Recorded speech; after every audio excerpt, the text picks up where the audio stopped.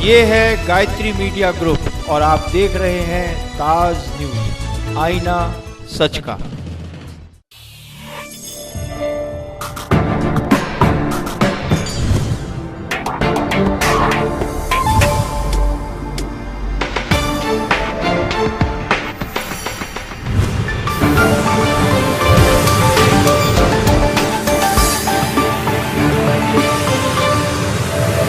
नमस्कार, ताज न्यूज के इस बुलेटिन में स्वागत है आपका। मैं हूं मीनू सिंह और आइए खबरों की शुरुआत करते हैं सुर्खियों के साथ।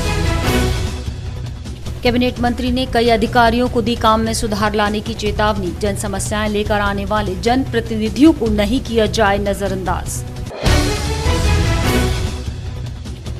प्रशासन के आदेश पर चल रहा है पंचायतों में चेकिंग अभियान। कई गांवों में मिली खामियां, डीपीआरओ ने कहा जल्द होगा समाधान। आगरा और आसपास के गांवों को पानी की किल्लत से मिलेगी निजात। 300 करोड़ की लागत से कराया जाएगा उच्च जलाशयों का निर्माण। और शहरियों को पर्यावरण को स्वच्छ बनाने का दिया संदेश। मासूम बच्चों ने पेंटिंग के जरिए पेश की अपनी भावनाएं। और अब खबर विस्तार से। आगरा के थाना छत्ता के रेड एरिया में देर शाम को जबरन देह व्यापार के लिए कोलकाता से लाई गई युवती की सूचना पर पुलिस ने छापा मारा और एक कोठे से 3 युवतियों को मुक्त कराया। साथ ही कोठा संचालक को भी गिरफ्तार कर लिया गया है। उत्तर प्रदेश में हो रही महिलाओं के साथ घटनाएं रुकने का नाम नहीं ले रही हैं। ताजा मामला थाना छत्ता के रेड लाइट एरिया का है। काफी दिनों से सूचना मिल रही थी कि कोलकाता से लाई गई युवतियों को कोठों पर जबरन देह व्यापार कराया जा रहा है, जिसकी सूचना पर पुलिस ने देर शाम को रेड लाइट एरिया में पुलिस ने छापा मारकर कोठे से 3 युवतियों को बरामद कर लिया है और कोठा संचालक को भी हिरासत में ले लिया है। देखिए, पब्लिक की व्यक्तियों के द्वारा सूचना दी गई थी कि छत्ता क्षेत्र में एक ज्योति नाम की महिला का कोठा है, जहां पर 3 लड़कियों को उनकी मर्जी के विरुद्ध बंधक बना करके और देह व्यापार कराया जा रहा है। इस सूचना की प्राप्ति होने पर हम लोग वहाँ पर मौके पर पहुँचे और 3 लड़कियों को वहाँ से मुक्त कराया है। कहाँ से लड़कियाँ हैं, कौन बेच गया? ये जो लड़कियां अभी हम लोगों ने पूछताछ करी है, उनसे पता चला है कि ये 24 परगना वेस्ट बंगाल वहाँ की लड़कियां ये तीनों और एक ही गांव की रहने वाली हैं। छत्ता के रेड लाइट एरिया में रविवार रात छत्ता पुलिस ने छापेमारी कार्रवाई की। वहीं एक कोटे से 3 युवतियों को भी बरामद कर लिया। कोटा संचालकों को भी हिरासत में लेके आगे की कार्रवाई शुरू कर दी है। मुस्तकीम, ताज न्यूज़, आगरा। हर साल की तरह इस साल भी कोठी मीना बाजार में लाइव डेकोर शॉपिंग फेस्टिवल लगाया गया। इस मेले में महिलाओं के लिए तरह तरह के सामान देखने को मिले। 11 तारीख तक ये आयोजन चलेगा और इस आयोजन में निश्चित ही जैसा कि इस आयोजन की पंचलाइन थी, नारीत्व का एक प्रयास और नारी सशक्तिकरण के लिए समर्पित यह आयोजन।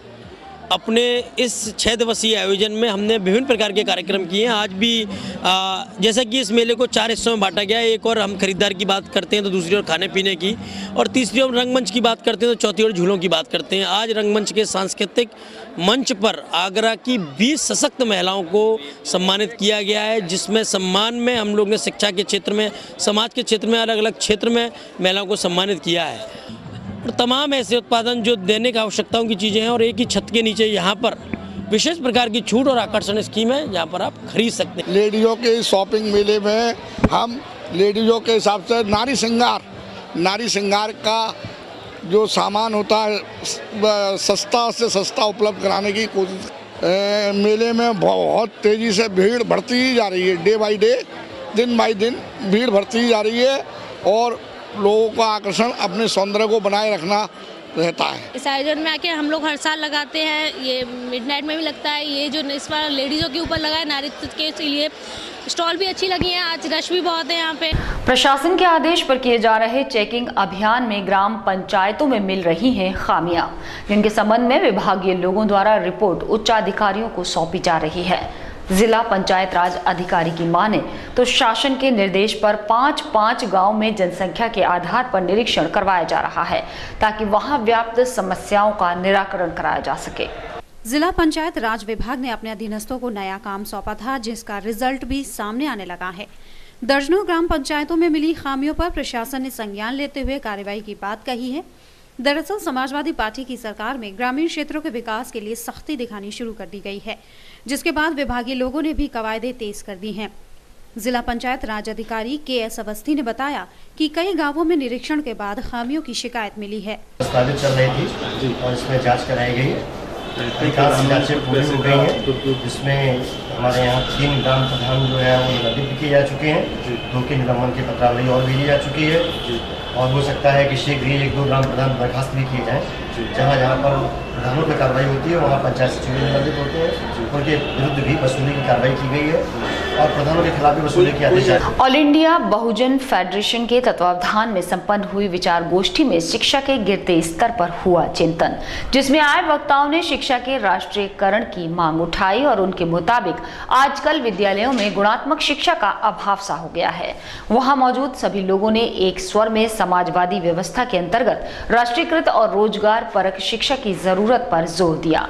26 जनवरी 1950 को संविधान लागू होने के बाद भी बहुजन समाज को शिक्षा का पूरा लाभ आज तक नहीं मिल पाया है, जबकि डॉक्टर अंबेडकर ने भी शिक्षा को विकास और उत्थान की कुंजी बताया था। ऑल इंडिया बहुजन फेडरेशन के तत्वावधान में आयोजित विचार गोष्ठी में इस तरह के उन तमाम मसलों पर मंथन किया गया जो मौजूदा शिक्षा प्रणाली में अनेक तरह की खामियां उजागर करते हैं। उनके मुताबिक देश और प्रदेश की सरकारें शोषित समाज के साथ शिक्षा के नाम पर मजाक करती आई हैं। गोष्ठी में आए वक्ताओं ने सभा में बोलते हुए कहा कि हमारे नौनिहालों को शिक्षा के नाम पर साक्षर बनाते हुए मिड डे मील तक सीमित कर दिया गया है। आज संत रविदास पार्क कौशलपुर में ऑल इंडिया बहुजन फेडरेशन के तत्वाधान में शिक्षा का राष्ट्रीयकरण विषय को लेकर गोष्ठी हो रही है। भारी तादाद में लोग आए हुए हैं। ये एक ऐसा कार्यक्रम है जो भारतवर्ष में शिक्षा से वंचित किए जा रहे हैं, उस वर्ग के लिए ऑल इंडिया बहुजन फेडरेशन लड़ाई लड़ रहा है। दरअसल आज का जो कार्यक्रम आयोजित किया गया है वो देश में एक शिक्षा पद्धति, एक प्रणाली लागू हो। जो अलग अलग प्रणालियां हैं उससे खास तौर से बहुजन वर्ग को सबसे ज़्यादा नुकसान हो रहा है। जो परिषदीय स्कूल हैं वहाँ मिड डे मील वगैरह की जो व्यवस्था है वो एक प्रकार का बहुत ही घातक कदम है सरकार का। हम उसका भी विरोध करते हैं और हर जगह समान शिक्षा लागू करने की बात हम कहते हैं। यही इस फेडरेशन का उद्देश्य है। गौरतलब है कि AIBF समाजवादी लोकतंत्र की स्थापना के लिए संघर्षरत संस्था है, जिसके लोगों ने बहुजन समाज को शिक्षा और संपत्ति से वंचित रखने का आरोप लगाते हुए देश और प्रदेश के हुक्मरानों की व्यवस्था पर उंगलियां उठाई हैं। वक्ताओं ने गोष्ठी में बोलते हुए कहा कि सर्व शिक्षा अभियान के नाम पर कई पाठशालाएं तो रसोई घर बनकर रह गई हैं। शासन और प्रशासन को इस बारे में भी जरूर सोचना होगा। और इसी खबर के साथ वक्त तो चला है एक छोटा सा ब्रेक लेने का।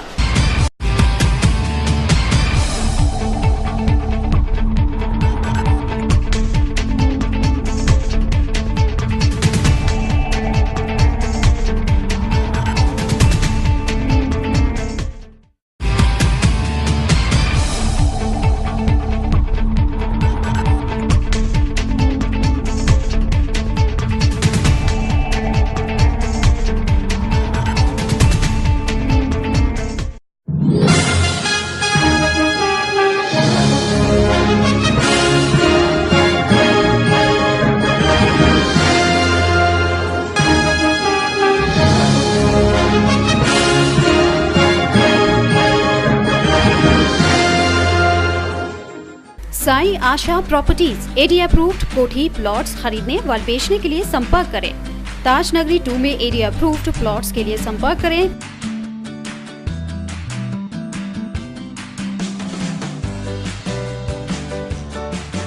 पवन Goyal, Sai Asha properties, shop number 56, Sofuda road, AD height, crossing Taj Nagri 2, Agra. Mobile number 9719000022।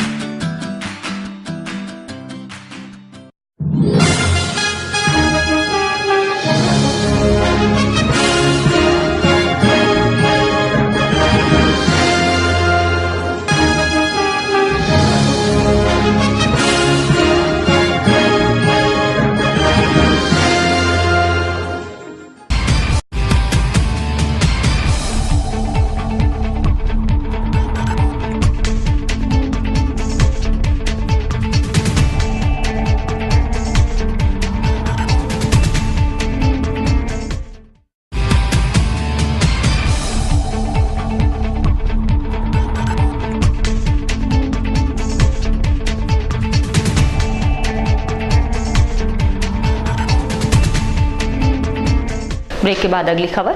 Cabinet मंत्री राजा अरिदमन सिंह ने समाजवादी कार्यकर्ताओं की पीड़ा को लेकर जताई चिंता। मंत्री जी के अनुसार अगर कोई भी सपा कार्यकर्ता जनता की समस्याओं के निराकरण के लिए किसी अधिकारी से मिलता है तो उसकी बात को तवज्जो न देकर अधिकारियों से उसे निराशा ही हाथ लगती है।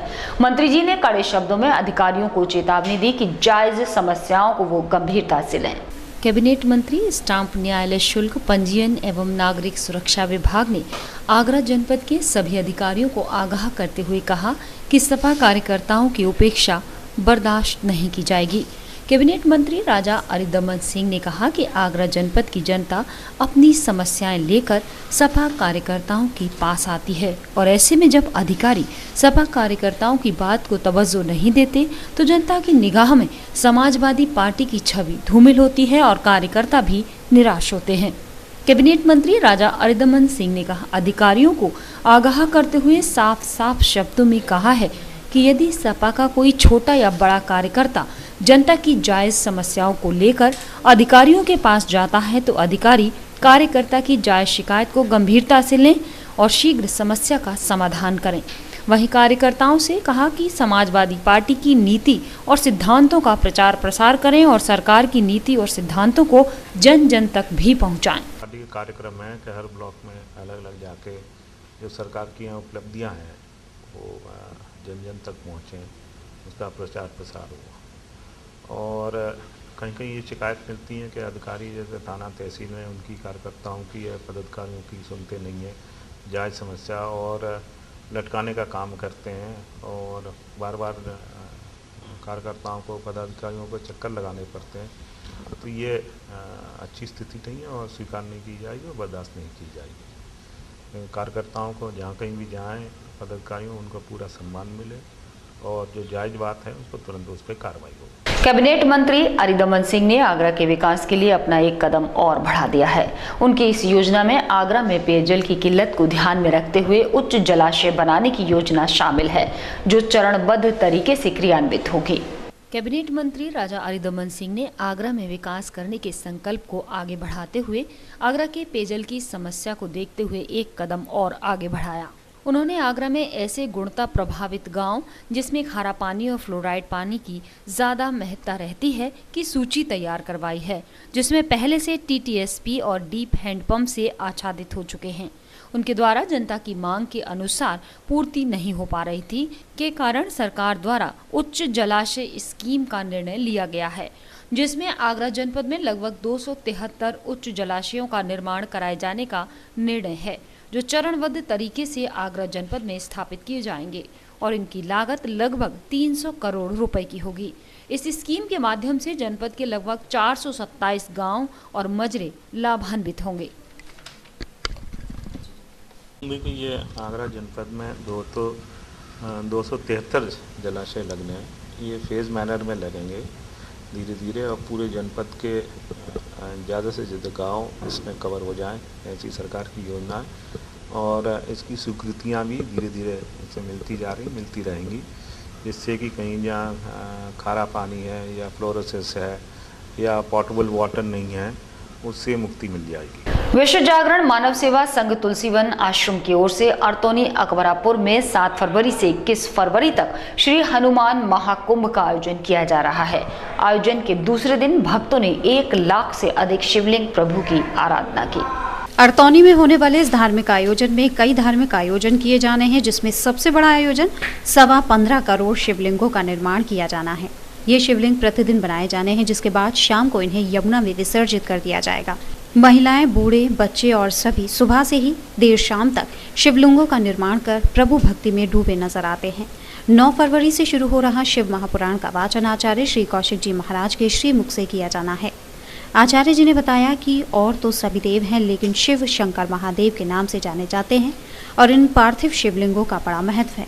शिवलिंग दिन रात बनेंगे, सुबह से बनेंगे शिवलिंग, उसका अभिषेक शाम को होगा, फिर रात में बनेंगे, उसका अभिषेक फिर प्रातः होगा।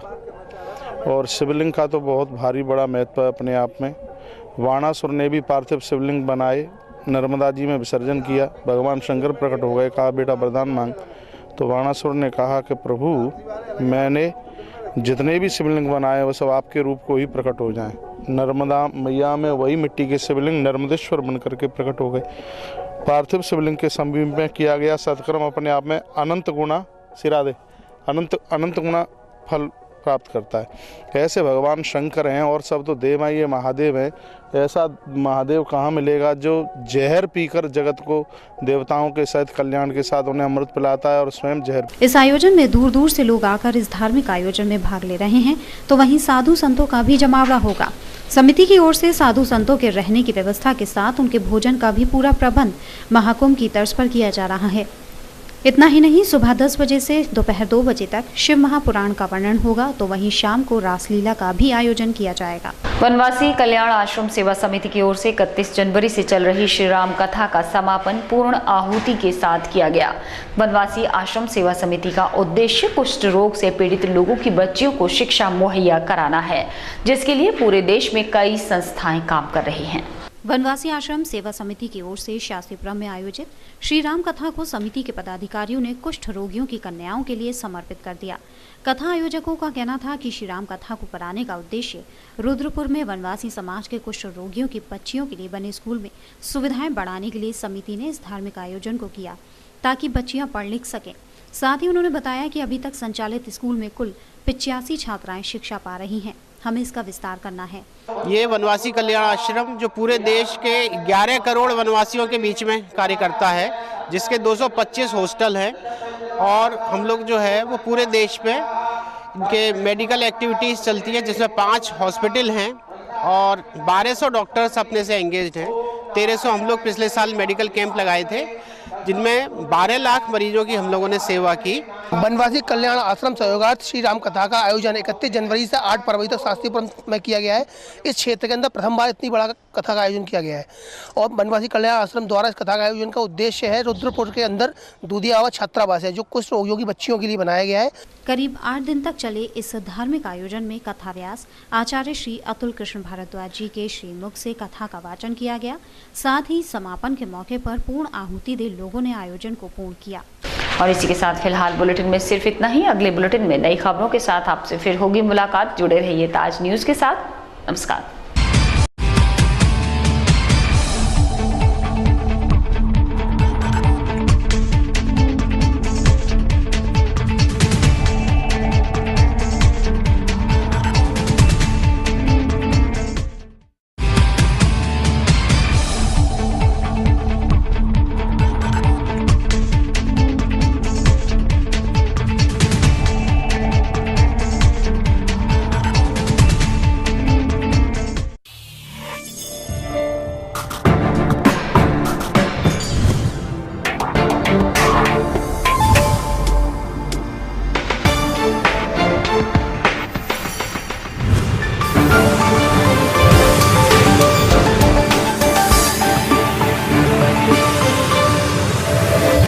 ये है गायत्री मीडिया ग्रुप और आप देख रहे हैं ताज न्यूज, आईना सच का।